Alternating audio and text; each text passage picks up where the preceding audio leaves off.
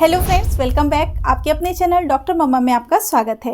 आज हम बात करने वाले हैं बहुत इंपॉर्टेंट टॉपिक के बारे में, वो है टमी टाइम। मतलब एक ऐसा समय जब हम बच्चे को पेट के बल सुला रहे हैं।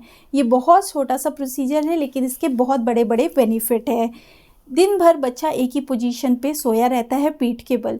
इसकी वजह से उसको काफ़ी सारी चीज़ें, काफ़ी सारे डिस्कम्फर्ट होते हैं। लेकिन अगर आप उसको थोड़ी थोड़ी देर के लिए पेट के बल सुलाते हैं दिन में कई बार, उससे ये सारी प्रॉब्लम्स दूर हो सकती है। तो आज के वीडियो में आपके पास जो भी टमी टाइम से रिलेटेड क्वेरीज हैं वो सारी सॉल्व होंगी।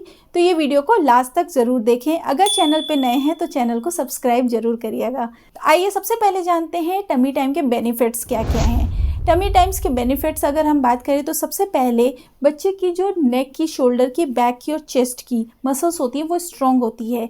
जब बच्चे को हम थोड़े समय के लिए भी पेट के बल सुलाते हैं तो बच्चा क्या होता है, ऑटोमेटिकली सिर उठाने की कोशिश करता है। धीरे धीरे, शुरू दिन नहीं दिखेगा, लेकिन धीरे धीरे जैसे आप प्रैक्टिस करेंगे तो उसकी ये एबिलिटी इंप्रूव होती है, जिसकी वजह से उसकी नेक की मसल्स, बैक की मसल्स, हाथ रखने की इधर उधर कोशिश करता है तो शोल्डर की मसल सारी स्ट्रॉन्ग होती है। जिससे कि क्या होता है कि आगे के माइलस्टोन, जैसे कि बच्चे का रोल ओवर होना, बाद में उसका बैठने की, सारी माइलस्टोन जल्दी अचीव होते हैं। नेक्स्ट बेनिफिट है, कुछ मदर्स कंप्लेन करती है कि मेरे बच्चे का हेड जो है वो फ्लैट होते जा रहा है, एक साइड से चपटा हो जाता है सिर, एक ही पोजीशन पे बच्चा जब सोता रहता है। तो अगर आप बच्चे को थोड़े थोड़े टाइम के लिए टमी टाइम देंगे तो जो हेड की जो बोन्स होती है उसको रिलैक्स होने का टाइम मिलता है, वो वापस से अपने शेप में आ जाती हैं। लगातार एक ही पोजीशन पे रहेंगी तो उसको आने में बहुत मुश्किल होती है। जब बच्चा काफ़ी बड़ा होता है तभी ठीक हो पाता है, या फिर नहीं भी ठीक हो पाता है कई बार। तो इसलिए आप शुरुआत से ही टमी टाइम दें तो ये समस्या कभी भी नहीं आएगी, बच्चे का हेड बहुत अच्छे शेप में रहेगा। तो थर्ड है, बच्चे की हियरिंग और विज़न इंप्रूव होता है। मतलब जब बच्चे को आप टमी टाइम दे रहे हैं तो बच्चा सिर उठाने की कोशिश जब करता है, सिर उठाता है तो इधर उधर की अपनी पूरी जो सराउंडिंग है उसको एक्सप्लोर कर पाता है। उसके लिए देखने के लिए काफ़ी सारी स्पेसेस है। वो इधर की आवाज़ सुन रहा है, इधर की आवाज़ सुन रहा है, हेड को मूव कर रहा है, देख रहा है कलर्स को। तो इससे क्या होता है, उनकी ये एबिलिटी इंप्रूव होती है। नेक्स्ट बेनिफिट बहुत इंपॉर्टेंट है उन बच्चों के लिए जिनको गैस की काफ़ी समस्या रहती है। जब हम बच्चे को उल्टा लिटाते हैं तो गैस रिलीव होती है, अच्छे से पास होने में उन बच्चों को हेल्प होती है। फंसी हुई गैस की वजह से बच्चे को जो कोलिक की समस्या है शाम को, रात को होती है, आप देखेंगे धीरे धीरे उसमें भी इम्प्रूवमेंट हो रहा है। अगर बच्चा कॉन्स्टिपेटेड है, बच्चा का पेट साफ नहीं हो रहा है, तो भी टमी टाइम उन बच्चों के लिए बहुत बेनिफिशियल है। तो आपने देखा कितने बड़े बड़े बेनिफिट है एक छोटे से प्रोसीजर से, तो हम क्यों ना इसको जल्दी से जल्दी शुरू करें। तो आइए नेक्स्ट क्वेश्चन जानते हैं, कब से शुरू कर सकते हैं। तो आइडियल जो रिकमेंडेड पीरियड है वो ये है कि जैसे ही बच्चे की अम्बिलिकल कॉर्ड यानी कि नाल जो होती है वो गिरती है, उसके बाद से आप इसको स्टार्ट कर सकते हैं। यूजुअली 7 से 10 दिन लगता है। जैसे ही अम्बिलिकल कॉर्ड फॉलो हुई, आप टमी टाइम देना कंफर्टेबली शुरू कर सकते हैं। नेक्स्ट क्वेश्चन, कितनी देर के लिए देना है।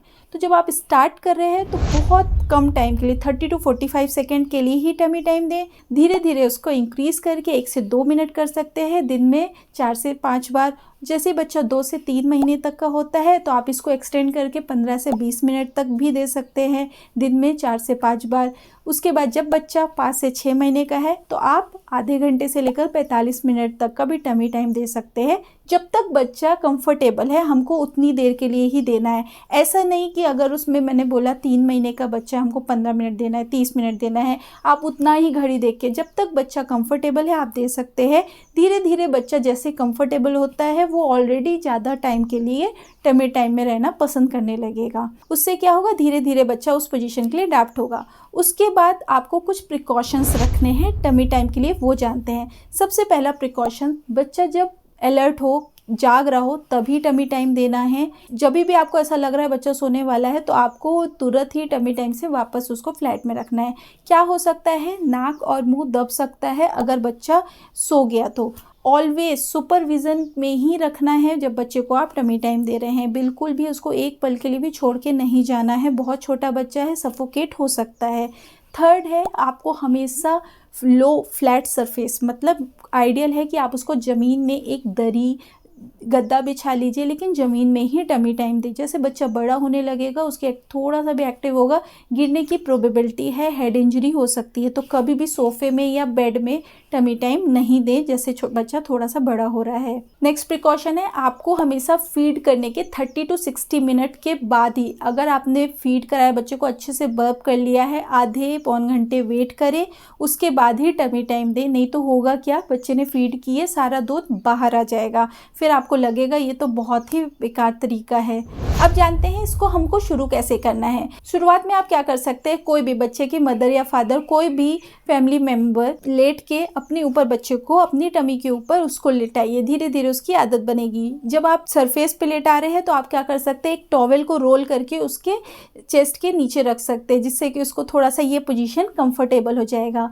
नेक्स्ट आप कर सकते हैं, ये स्टेप को बोरिंग ना बना के बल्कि प्लेफुल बनाना है। जब बच्चा छोटा है तो आप उसको मसाज टाइम के साथ इंक्लूड कर सकते हैं, बैक मसाज कर सकते हैं, तो उससे डबल बेनिफिट है। उसकी जो दिन भर सोए सोए जो थोड़ी सी पीठ दर्द होगी वो भी ठीक हो जाएगी, और साथ में थोड़ा टमी टाइम भी बच्चे को मिल जाएगा। ऐसे आप दिन में 4 से 5 बार कर सकते हैं। थोड़ी बहुत मसाज कर दी और बच्चे को टमी टाइम भी दे दिया।